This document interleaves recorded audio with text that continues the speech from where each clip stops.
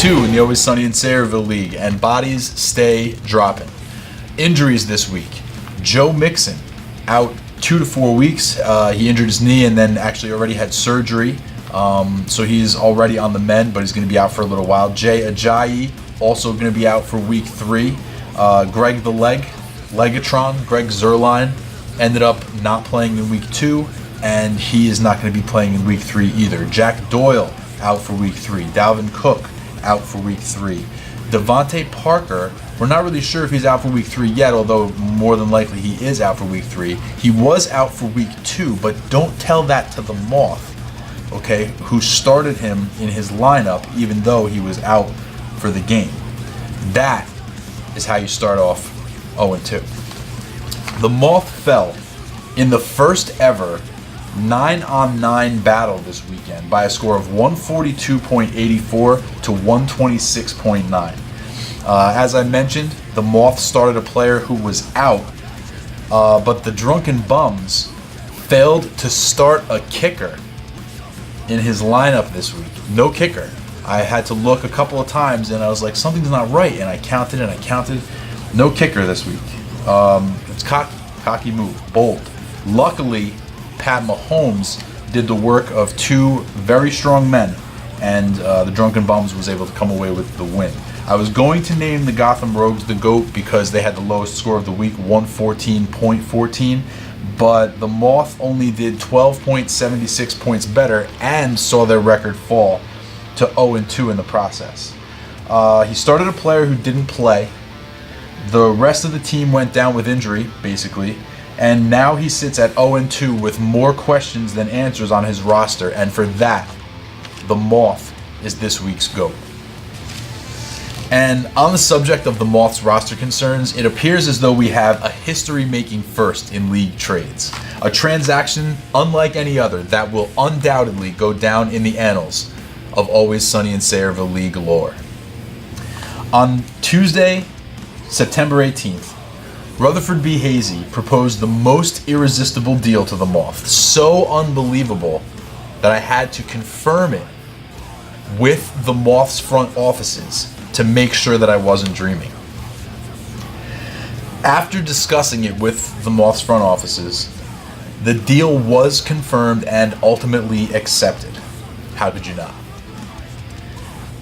Rutherford B. Hazy offered to trade wide receiver Josh Doctson to the Moth for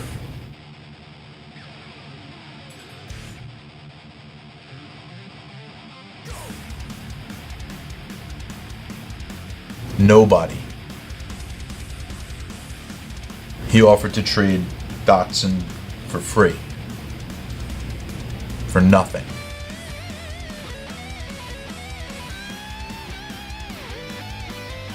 The league was baffled.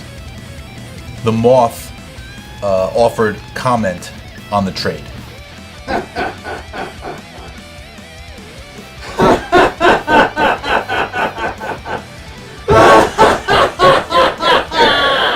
Now, there will no doubt be some attempt to deodorize this transaction on next week's Odd Sundays, but let me just say now, I don't create the karma.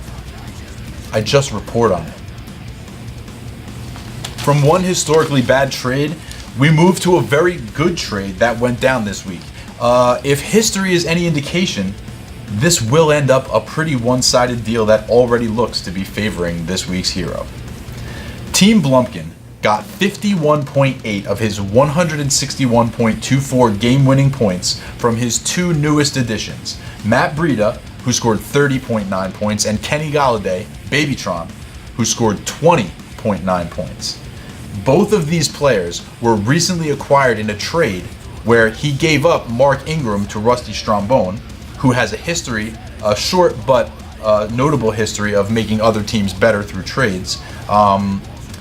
Ingram went to Rusty Strombone, Breida and Galladay went to Team Blumpkin, went directly into his starting lineup, and proceeded to cash in nice and big. Blumpkin scored the second most points of the week and took down the highest scoring competitor, that's TFC, who put up 153.48 noble points in defeat. It was the closest game of the week. He got Team Blumpkin that is, got 0 from his kicker and got just enough from the D, which by the way is how Rachel describes him, to pull out the win.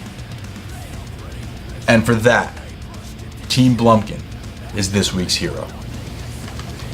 And now, in a brand new segment that I'd like to call Thursday Night Spite, let me just tell you guys a little bit about how I feel about Baker Mayfield.